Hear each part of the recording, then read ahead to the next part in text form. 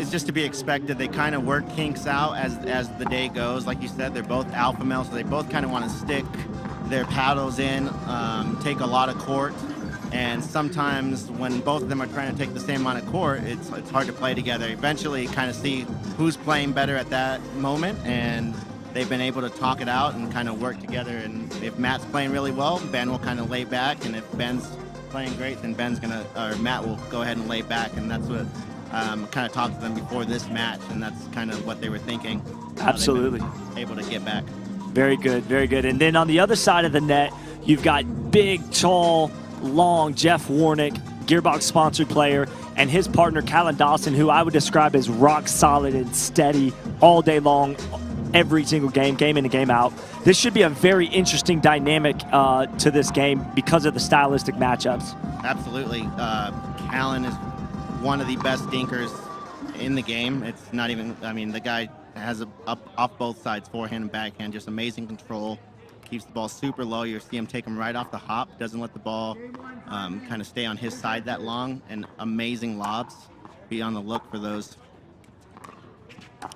And I look for Jeff to be able to do some different things with the paddle angles. He gives Matt Wright quite a bit of trouble. I don't know if Matt just doesn't match up well with Jeff straight on, but he wins a lot of those exchanges with Matt. I think it's his unique grip, right? So his unique grip allows him to get the ball down compared to most of us that kind of play with the traditional kind of tennis grip. 0-0-1. Jeff kind of hits both shots on one side of his paddle, and the way his paddle angle goes, he can get that second ball down. So if he can flick the ball at Matt, and Matt doesn't get that ball low enough, that you can understand that Jeff's going to put that ball at his feet next. For sure, and we're also keeping an eye on a back injury that Jeff has. We were told he hurt it in Wednesday at work, and he's been fighting through that with some ibuprofen and some Tylenol and different things. And just really, he's a warrior. Because when anybody that's ever had a back injury and you try to play a sport, especially when you have to bend down and move a lot of lateral movement, then you're going to understand what kind of pain he's in. Yeah, when you're that big playing pickleball, it's a lot of bending. He looks like he's doing okay right now. He probably had a chance to take a break before this game, so.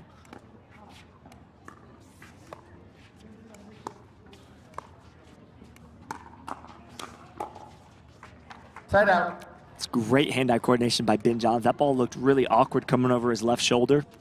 Somehow he's able to get a paddle on and put it away. I mean, that's kind of his game. He likes when his partners can kind of help him out, and he's kind of used to that with players setting him up. And he kind of just cleans up when he can. 1-1-1.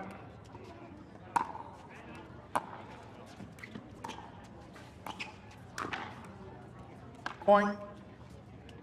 That's very well executed by Ben Johns there. One thing about Ben is you don't ever really know where he's going to go with that ball. He's so precise with it. Just great control off both wings and off the stretch. That's what makes him the best player in the game right now.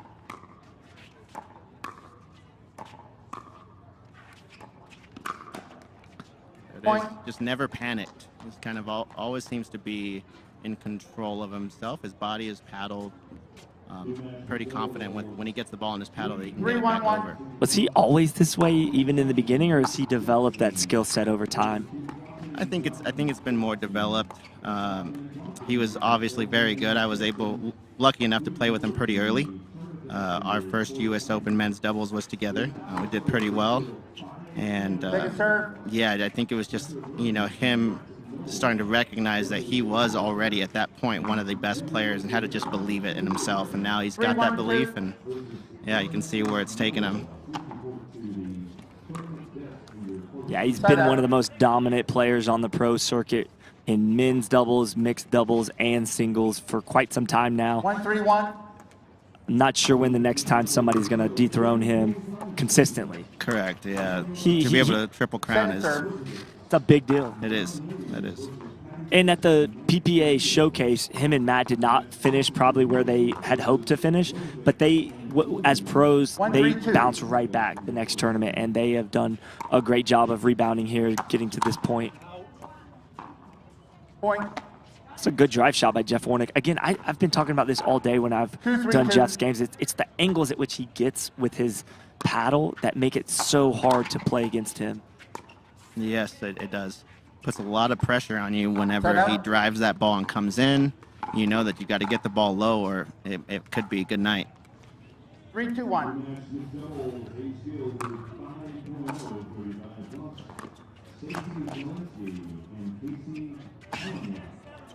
It's a good shot by Matt Wright right there to get the ball over Callan Dawson.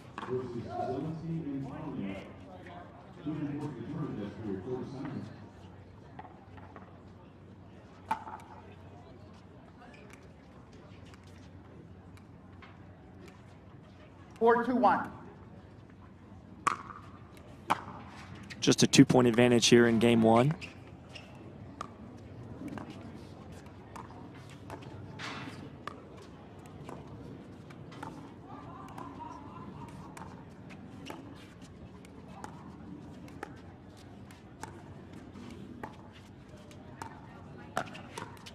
There it is again, and that's what I'm talking about when I say that he wins a lot of those straight-on exchanges with the player across from him. It's because he can grab stuff below the net and really get a lot on it.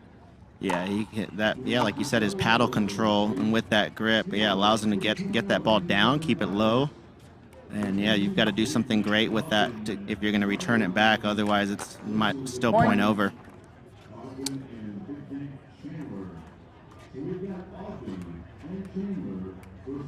5, 2, 2.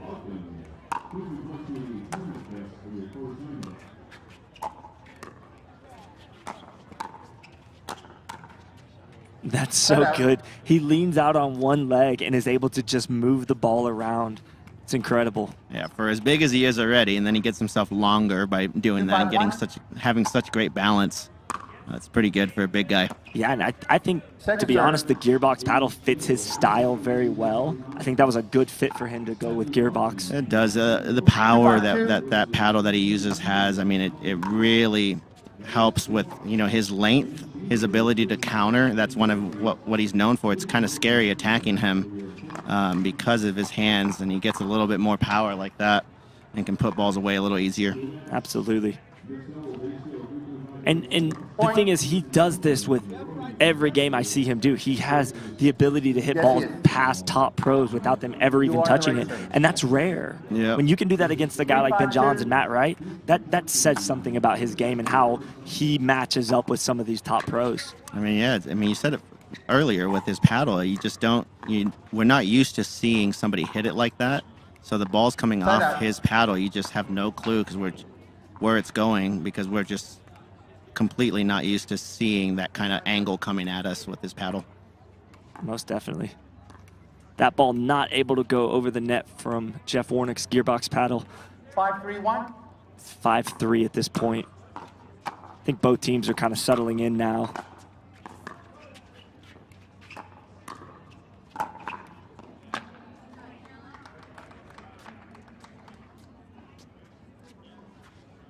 Second serve.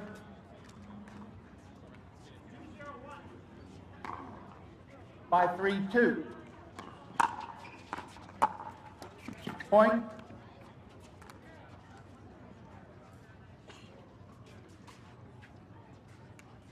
Six, 3, 2. Just a 3-point advantage here.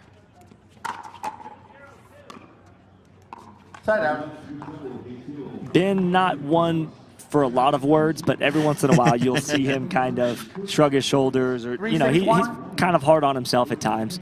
I think his expectations are high. Absolutely. Like I said, he gets his paddle on a ball. He expects that thing to go over and in the kitchen usually. And it usually does. Yeah, I mean, 9 out of 10 times he gets it to go where he wants. It's a lot of backspin on that return by Ben Johns. Jeff Warnick not able to handle it. 6, 3, 1. A quick hold and a side out. Point. That's another thing about Matt Wright that I really like. He stands kind of upright, and you don't think that he's hitting with that kind of power, but he has the ability to really put a lot of force and power behind his shots. Yeah, the guy has some heavy hands and doesn't take a whole lot of paddle movement for him to get some juice on that ball.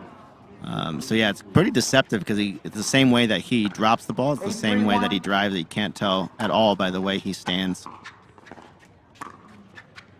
I think Ben was ready to call that ball out, but it just dipped in.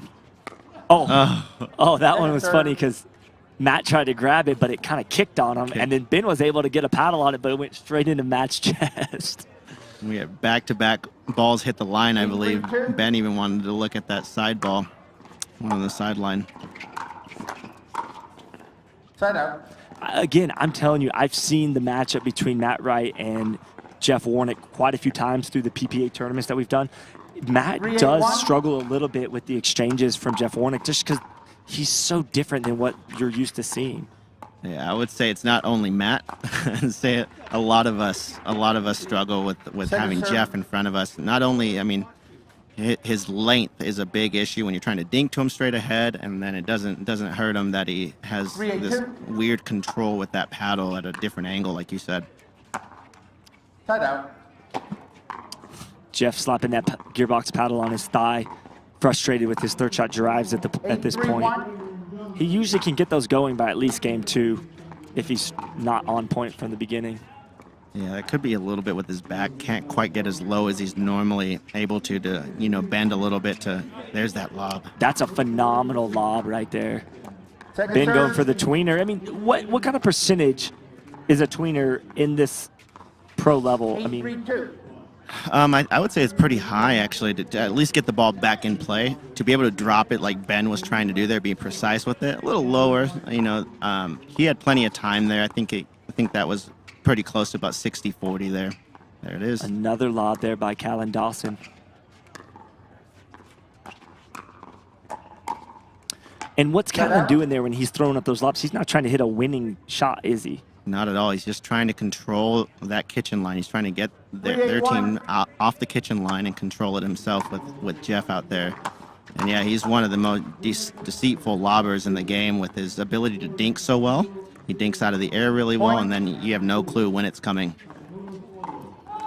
Yeah, and I think for me, watching Callan do that, he's so accurate with his shots that he throws that lob in just to mix it up a little bit. Absolutely. Keep them off balance. Well, it's a big thing for those players at home that think, spin in pickleball is this huge advantage. We have 3 players that put a lot of topspin, a lot of slice on their balls, and then you have Callan Dawson, who's very much the kind of flatter dinker, hits those flat lobs. There it is, kind of controlling the court with just straight precision rather than worrying about spin and all this kind of fancy stuff. He tries to be as high percentage with his shots going over the net as possible, and that's why he finds himself in all these medal matches. And even at the showcase when he played with DJ Young, they were undefeated all day. That's and they did get eventually taken down by Riley Newman and Tyson McGuffin in that, but they earned that right to be there. Oh, man. Now, what kind of exchange did we just see right there, Joey? Oh, wow. Let's check that replay out. You don't see Ben lose those that often, but with that short little grip that Callan has, it's hard to get a ball by him, especially if you keep it towards that backhand side that he loves. You can just punch it back all day. Incredible.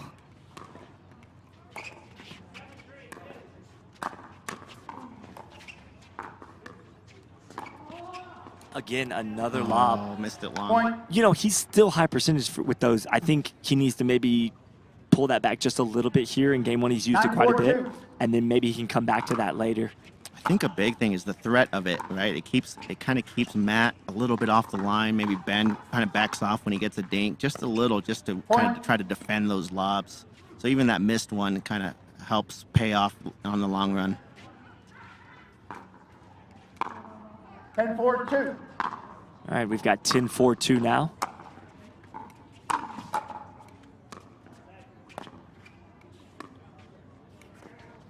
You notice Jeff taking his left hand and bracing it on his left leg. I've not seen him really do that too much in the past, and I think that's part of the problem going on right now. Guys, we'll be back to the action soon.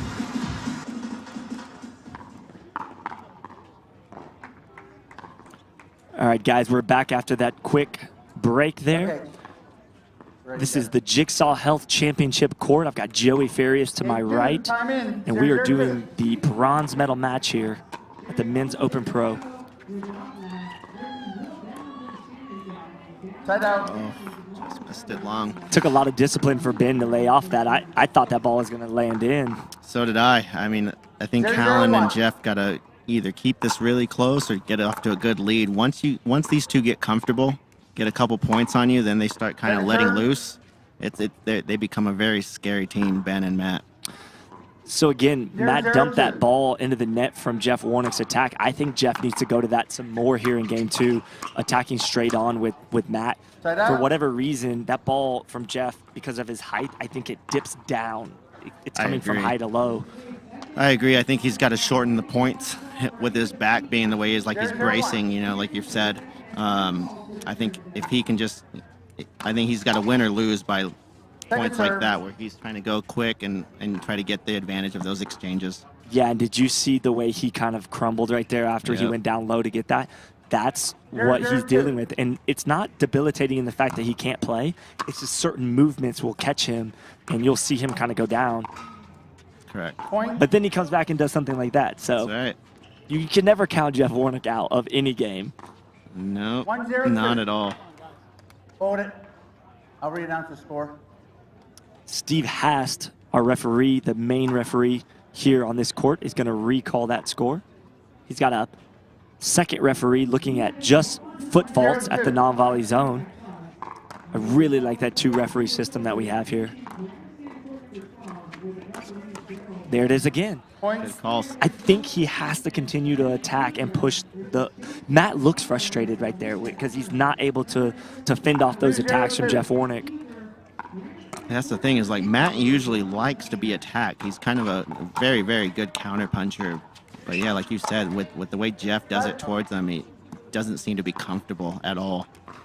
Yeah, and you nailed this earlier when you talked about the longer the 0-2-1. point goes and the more Ben and Matt can control the dinks, they're going to push Jeff out wide and make him bend. And Yep. that's really what they're after right there. Point.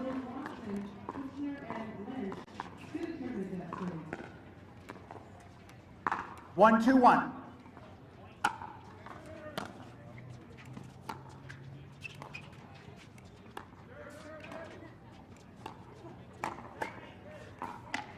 There it was. Jeff, another attack Matt couldn't handle. Another one that we're seeing, and this happened in the game 1-2-2. earlier when they squared off. Jeff was winning a lot of those straight-on exchanges. Side out. Matt kind of bouncing around. He knows he needs to keep that energy up here in game 2. Point. If not, this game could get away from them pretty quick in game 2 here. 3-1-1.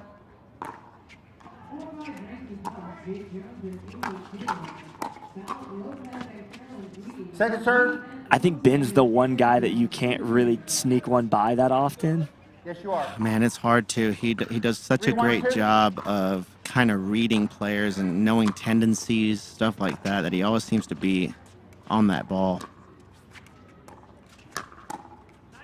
Right now, Side Ben's out. owning Callan and Jeff's owning Matt. So this is a chess match that we're seeing unfold in front of us here on Championship 1-3-1. Court. And I just think one of the teams is going to have to figure out a way to capitalize.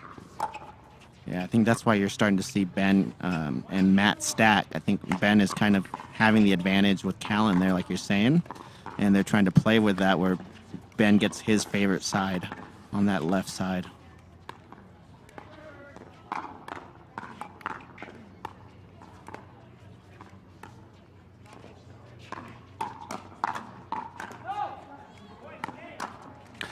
Right there again, Second serve. Matt taking that ball and attacking, and Jeff's just ready. He's ready for those. Yeah, That's he's one of the hardest players to attack 1-3-2. because of that grip Yeah, we just saw that on the replay there. with the Matumbo finger wag. Side out. So now we're seeing Jeff, he'll get going a little bit. He starts off a little docile at times, and then as they pick up some 3-1-1. momentum, you'll see him get more boisterous and a little louder. Sometimes he tries to play those head games. That's right. I think some of it's to get in the opponent's heads. I think some of it's to fire himself up as well, get him kind of moving better, stuff like that. When he gets going, it's hard to stop. And Joe, you as a pro player that plays against these guys, a guy like Jeff, does that stuff ever bother you? Does it ever get in your head when he starts talking? Point. I think we've played enough times that it's maybe the first time, maybe the second time it kind of did get to me a little bit. it's been enough that, yeah, it's just kind of expected. So it's kind of fun. Absolutely. He'll get you fired up for sure. And he always brings that good energy and good vibes. Absolutely. Now, my favorite part is he'll do that the whole match. Win or lose, he's shaking your hand and saying you played great. That's awesome.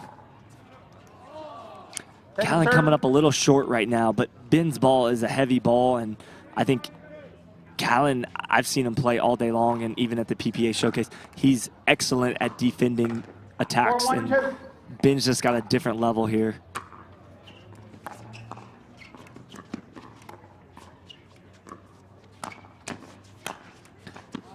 Again, I know I'm harping on that a little bit, but you notice the angles that he creates. Even Ben couldn't get to that second ball, but he sets it up so well by going middle and then pulls Ben in and then goes right back out. Correct. Yeah, those long arms come out of nowhere. Sometimes you just have no clue where that ball's going.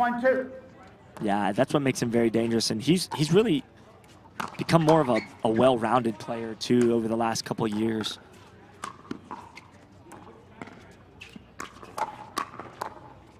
There's Ben doing the same thing. He's seeing what we're seeing, which is he's owning Callan on those firefight exchanges straight across right now. Yeah, I think that's kind of one big thing with Callan, how he hits it so flat. It's hard for him to get that ball straight, go downward. So Ben is reading that and knowing that if he can stay, you know, in a flat game with them where he can't get the ball down, Ben believes that he's going to be the first one to do it and win that point more than often.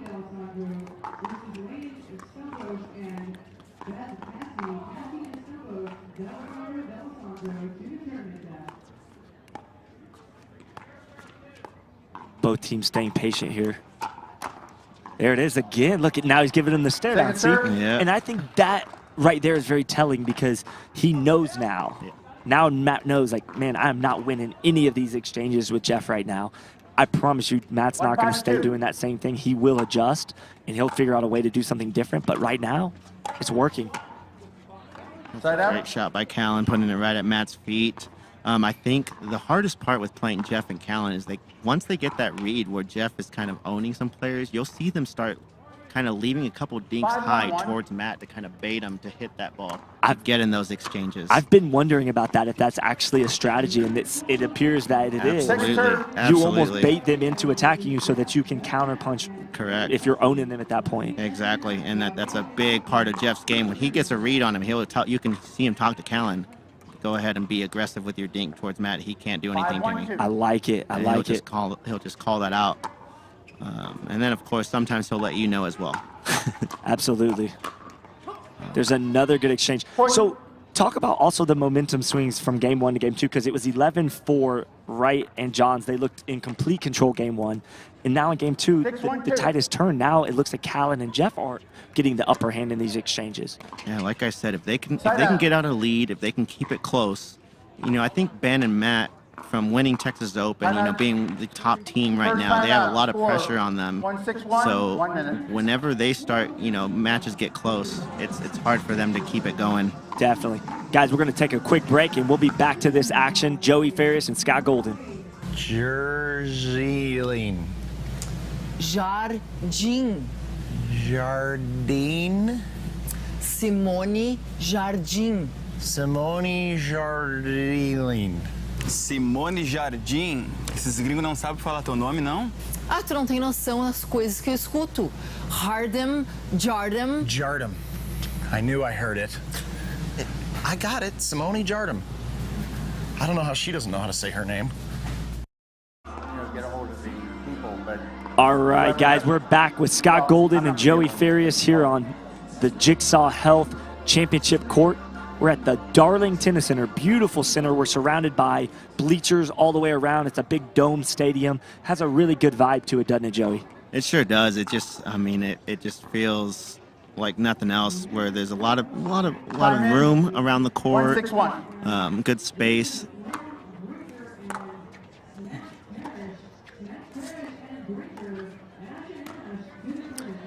So, okay, so what we're seeing now is a little bit of back and forth, because Matt's recognizing that Jeff is wanting to speed it up, and he's winning those, and Matt able to get out of the way of it. Yeah, it was a great job by Matt, kind of reading that early and getting out of the way, dodging that.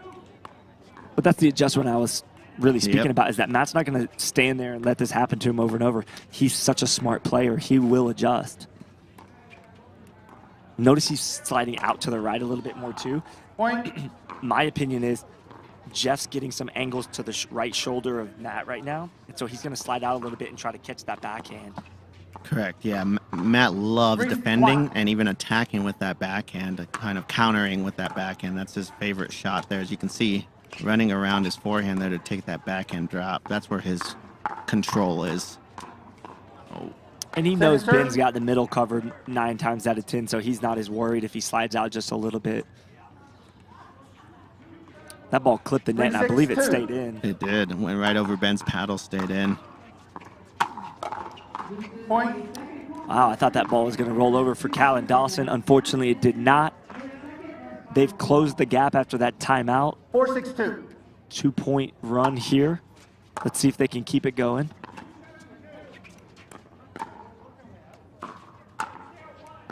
Point. Yeah, you see, this is where it gets a little scary with these two. These guys can just run out points in a hurry, and like I said, if you let them back in and get them where they're loose, where Matt's able to be offensive like that, they're tough to beat. 6-2. They've certainly closed the gap here now in game 2.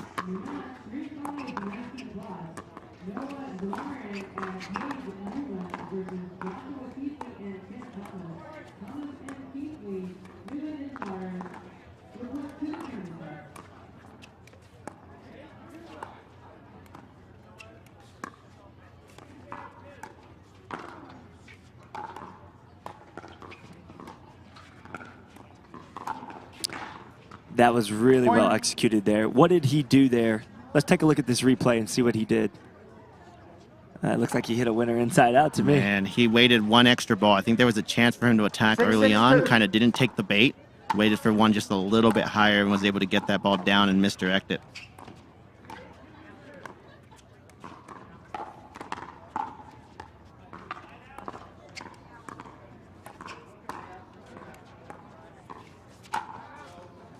Side out. Yeah, I don't think that one was there. The difference with that one is it had depth going away from the net instead of out wide towards the bleachers. And I think that was the biggest thing, that he couldn't get any real spin on it.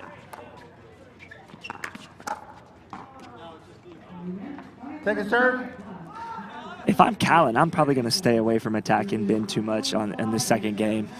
Yeah, don't want to get in those exchanges a whole lot. I think you got to do it every once in a while to kind of keep Ben on his toes. Don't let him, cover the whole court like he can sometimes. But yeah, I definitely want to minimize that. I think Callan was actually thinking that he was going to have to go get that ball behind Jeff, but Jeff's got great hands, and sometimes you just get caught there. Yep. And that's exactly what happened. 6-6-1.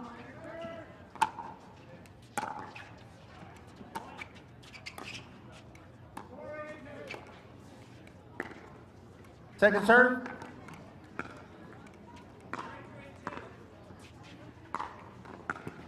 Six, 6-2.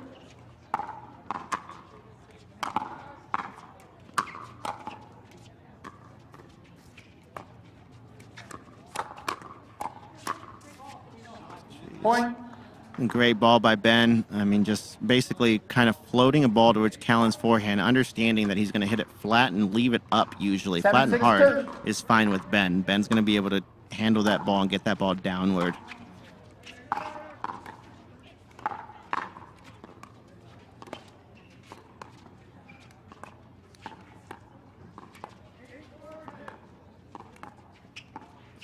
It's a great lob again. Just throws it up between Ben and Matt. Oh, that's unfortunate. That forehand by Ben clipped the net and went out wide. Great exchange, though, by all 4 players there. That was one of those rhythm points that you like to see. Yeah, Matt seemed to get a decent read there with Jeff's 2 or 3 attacks there, so I think he's getting a little more confident, kind of reading some of Jeff's speed-ups. Yeah, he definitely has made some adjustments there. He's not getting attacked quite as easily now. Correct. Looks like they're looking to go at Callan, and Callan's just going to keep dinking and then look for opportunities to either lob Second serve. or attack. So there, he got what he wanted. I mean, he threw the ball up nice to the baseline. Yeah, got Matt off the line. Matt with a great drop to try to get back in. You know, Jeff trying to put some pressure on and just kind of mishit it. Boy, that was impressive. He threw up a third shot lob there, but it was an offensive type of shot. Yeah, you don't see that very often. I think that's why it caught Ben off guard there. It's you know, it's so infrequent that it just might work. And yeah, it kind of caught him off guard for sure. Yeah, he wasn't able to get a lot on it. I thought Ben was going to hammer that ball, and then he really didn't. And then I think Jeff recognized that.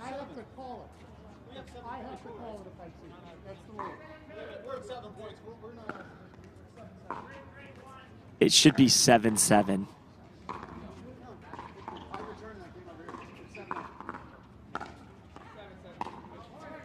So I think there's what was going on there is the referee, I think, thought that Matt and Ben were returning out of position. However, I think that he had the scores mixed up.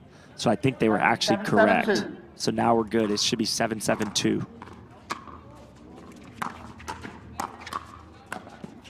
Wow. I mean, that's what he does. He can drive and get his big body in there and just, you know, kind of wreak havoc when he's at that kitchen line and the ball's in the air. It's not like the straight-on attacks that you'll see a lot of times where both players just square off head-to-head. He's getting these insane angles. Side out.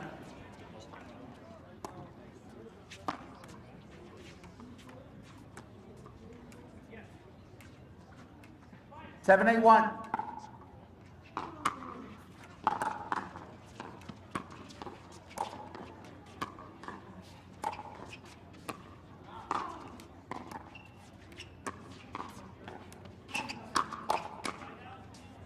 Yeah, that's too good. Again, I just think that's not the smartest strategy to go at Ben too much straight on. However, I think he's got to, like you said, keep Ben off balance occasionally. But right now, this is a crucial part in this game too. Yeah, I think he's got to stay away from that. Ben's starting to get a read on those flat balls coming at him.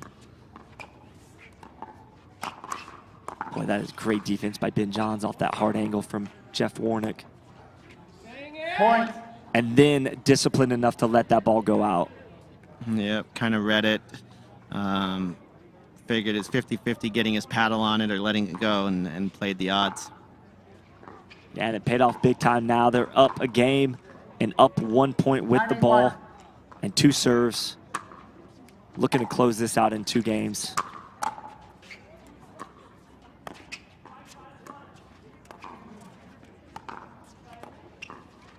That did not work well. I think Callan's using the element of surprise to throw those lobs up. In that case, I think he didn't catch Ben and Matt off guard enough. Correct. Ben hammering that ball home. All right, we've got a match point here. Second serve.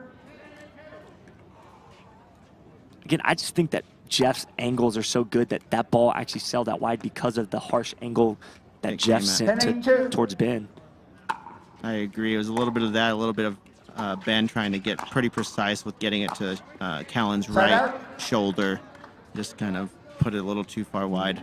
And again, we're seeing Jeff Warnick insert himself late into this game, giving him and Callan Dawson one more opportunity with 2 serves. They've got a 2-point deficit here, Joey. They've got to figure out a way to create some offense here on this series. They're not going to get too many more of these opportunities. Oh, the third shot lob again. That's actually really well done.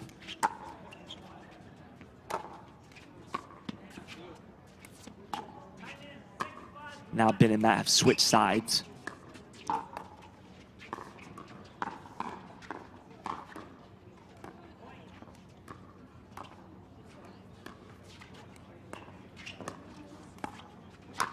Oh boy, that's so good by Ben Johns.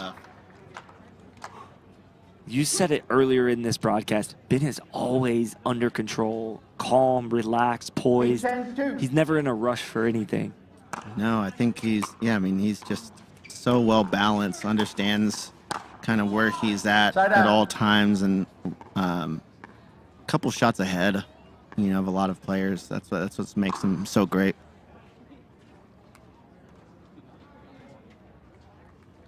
All right, no offensive points there for Callan and Jeff. We've got a side out now and one more opportunity to close out game 2. Second serve. That's impressive. Jeff jumped the kitchen, hit an Ernie cross court to Ben, and Ben not able to handle it.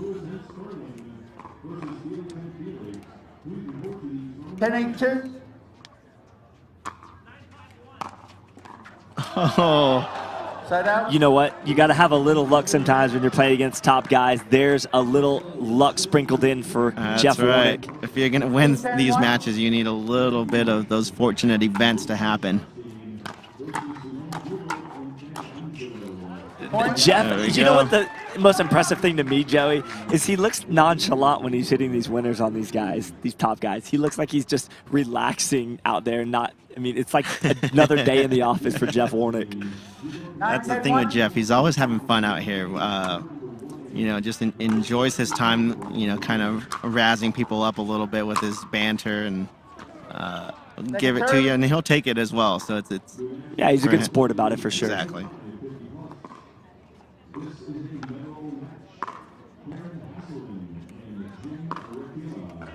Nine, 10-2. They've got one more chance to tie this game up here. Side out. Jeff looking to attack on his third and close the gap.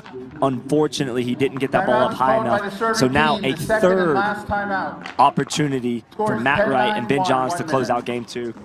We're going to be going to a quick commercial, and we'll be back to see if Matt and Ben can close out game 2 or if we're going to see a game 3, Joey. All right, guys, I hope you're buckled up and you've got your popcorn ready because we've got a great finish here for game 2. We're on the edge of our seat, Joey, to see who wins this second game. It looks like it's 10-9-1 with 2 serves for Matt and Joey. I mean, Matt and Ben. Joey's in the booth with me.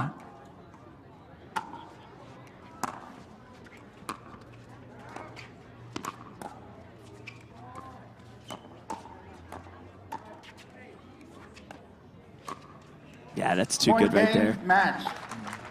You're not going to get too many opportunities against Ben and Matt. No. All right. Looks like they were able to close that in 2 games, Joey. 11-4, 11-9. What a great finish for Matt and Ben. They're going to go on to the gold. We'll see them in the gold against Adam and Deckel.